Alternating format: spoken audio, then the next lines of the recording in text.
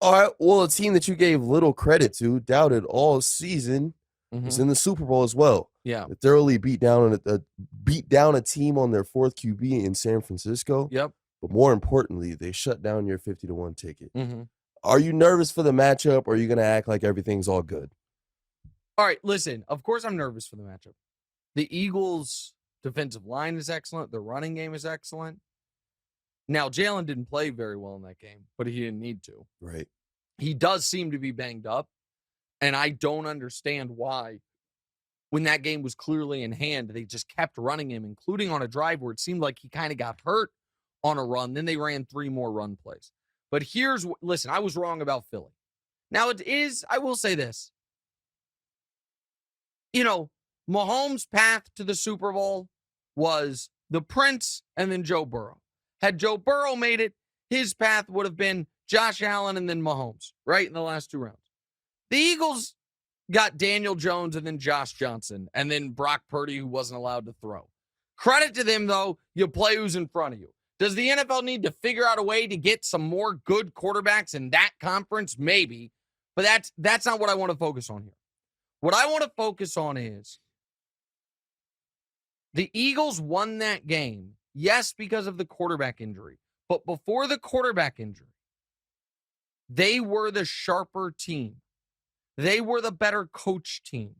So all year long, they've gone for 4th downs. They didn't change that because it's the conference championship game. 4th and 3, they go for it. Now, the thing is, they didn't really get it, right? And this is where Kyle Shanahan must be better. And Demonte can attest to this. In real time, I said it before we got any of the replays. Demonte was in a bit of a fog because he had a first touchdown scoring prop on Christian McCaffrey, and he was very upset that the Eagles were driving. Yes, do that again. When he was doing the thing. Did I or did I not point that out as it happened? Oh, you did. So it's 4th and 3. Devontae Smith catches that long pass. We don't get a great replay of it in real time from Fox. But Devontae Smith starts signaling something. He's punching his fists together, and the entire Eagles team rushes. The moment that happens, on as big of a play as you can have, it's a turnover. Right, exactly. It's 4th down. I know it's the first quarter, and I know you want to be careful with challenges. But the moment you see the opposition doing that, when the guy who made the catch is the one letting everyone know we've got to hurry on that high leverage of a play, Shanahan, you must drop your challenge flag. Now, let me tell you something else. And you and I talked about this. Eventually, because there's always reaction to the reactions, right? Eventually, teams will start doing that, recognizing, oh, wait, the guy who caught it's kind of freaking out. Let's challenge the play. The reaction to that is and this is why I should do a weekend coaching consultancy, charge all these teams $100,000 or $250,000 a team, and everyone would be better. There is a really smart pivot to that, which is teach your guys on crazy catches that you got. Let's have a different signal where we're all going to hurry, but we're not actually going to snap it. We're going to pretend we're hurrying to see if we can bait them into a bad challenge, right? But teams aren't sophisticated enough yet to worry about that. Eventually, they'll get there. I think Shanahan would be there. So here's the thing about Shanahan.